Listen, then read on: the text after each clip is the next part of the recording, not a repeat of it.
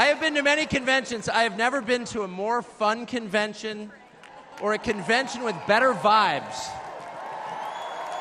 They literally let Navarro out of prison. First of all, thank you.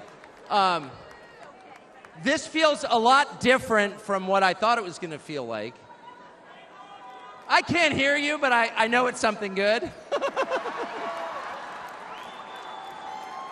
So I watched the video of what happened in Butler, Pennsylvania about 50 times. I think I was one of about 8 billion people around the world who watched it. And the more I watched it, the more it struck me that everything was different after that moment. Everything. And this convention is different. The nation is different. The world is different. Donald Trump is different. When he stood up after being shot in the face, bloodied, and put his hand up, I thought at that moment, that was a transformation. This was no longer a man. Well, I think that. I think it was divine intervention. But the effect that it had on Donald Trump, he was no longer just a political party's nominee or a former president or a future president. This was the leader of a nation. And I think there's a difference. I've spent most of my life in Washington where the president is at the top of the pyramid. Everyone wants to be the president. But if you think about it, the presidency comes with great power, obviously. But if you think about it, that is a title that is bestowed by a process of some sort that can be subverted. And in the end, it does not confer by itself, as no title does, legitimacy. Just because you call yourself the president doesn't mean that much inherently. I can call my dog the CEO of Hewlett-Packard. It doesn't mean she is. It's true. And you hate to say it, but it is also true, as a fact, that you could take, a mannequin, a dead person, and make him president. No, you could. You could. I'm just saying theoretically possible. With enough cheating, that could happen. But being a leader is very different. It's not a title. It's organic. You can't name someone a leader. A leader is the bravest man. That's who the leader is. That is true in all human organizations. This is a law of nature. And in that moment, Donald Trump, months before the presidential election, became the leader of this nation. That was the most obvious to me. And I have to say, I think it changed him. He reached out to Trump within hours of it that night. And what he said to me that night, having just been shot in the face, he said not a single word about himself. He said only how amazed he was and how proud he was of the crowd, which didn't run. And I thought two things. The first thing I thought was, well, of course they didn't run. His courage gave them heart. A leader's courage gives courage to his people. And the second thing I thought was, this is the selfish guy I've been hearing about for 9 years? Really? Not a word about himself? About his people, period. And the second thing I noticed, which I don't think anyone has remarked upon in public, but I'm just going to since I don't have a script, like why not, is that he turned down the most obvious opportunity in politics to inflame the nation after being shot. To inflame the nation, which is an opportunity that almost every other politician I've ever met, and certainly his opponents, would have taken instantly. And they would have said, well, what is this? How did he get shot? Like, how did this happen? And those are real questions that we have to get to the bottom of. But in the moments, the days, the week after the shooting, he did not say that. He did his best to bring the country together. And I thought, this is the divisive figure? This is the irresponsible person? No. This is the most responsible, unifying behavior of a leader I think I've ever seen. So the question is, where is he leading us? And I could go on for hours, but let me just sum it up. I do think the entire point from the famous escalator ride 9 years ago until today of Donald Trump's public life has been to remind us of one fact, which is a leader's duty is to his people, to his country, and to no other. That's the point. That's the only point. And another word for this is democracy.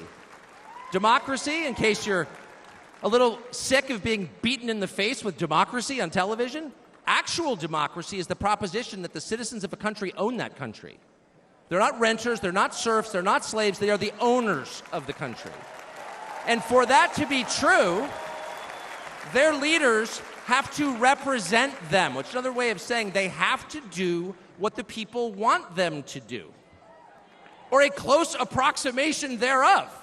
But if they completely ignore what people want, not just 1 year, but generationally, say for 50 years, then it may be, I don't know what, it's not a democracy.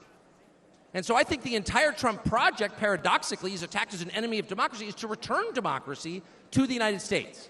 Hey, let's pay attention to what people actually want. And the lack of interest in that question in Washington is something that ultimately drove me out of the city after 35 years. Lawmakers stepping over the prostrate bodies of their fellow citizens ODing on drugs to go cast votes to send money to some foreign country. Yeah, actually, we've lost more Americans from drugs in the past 4 years than we lost in World War II. Yeah. Our bloodiest war, more than we lost in World War II. Does anybody care? It is pathetic. It is pathetic. And do you hear a single word from Washington about doing anything about it? We know where the drugs are coming from. We know the supply routes. The U.S. military spent billions bombing the Ho Chi Minh Trail. You don't see our commander-in-chief suggesting that we use our military to protect our country or the lives of its citizens. No. That's for Ukraine. And it's too much, actually. It's too insulting. It's too insulting. It's a middle finger in the face of every American. It's a very clear statement, which is unmistakable. And that is, we don't care about you. And Donald Trump, whatever you say about him, and I think he's a wonderful person. I know him well. By the way, the funniest person I've ever met in my life, actually. You can't be funny without perspective. Or without empathy, which is true. But everything else about Trump aside, he actually cares. Because he's interested in the people who live here, because that's his job. A father's job, his duty is to his family. An officer's duty is to his men. A president's duty is to his citizens. And he seems to be the only one who thinks that. And in his choice for vice president, JD Vance, he's made that really clear. JD Vance, I'll say this about him, is a thoroughly decent man, and I'll just admit it, a friend of mine, one of the very few politicians in Washington who actually is very close to his own wife, which is wonderful to see. And she's wonderful, actually.